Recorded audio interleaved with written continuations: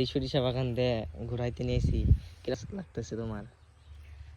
আমার তো অনেক অনেক অনেক অনেক ভালো লাগতেছে, কারণ অনেকে কিন্তু দেখবে যে শহর অঞ্চলে যাইতে চায়।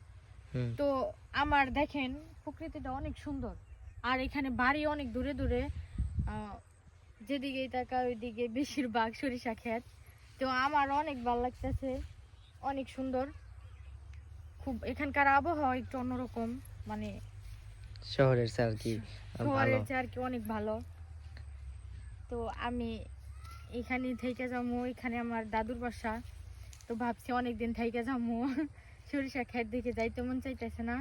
হ্যাঁ হয়েছে না, ওই যে তোমার ওই যে বেটা, ওই যে সার দিতেছে না, এর কাছে তোমার রেখে যাম। এই যে এই বেটার খেয়ে দিলে বেড়াই মানে কি করবো?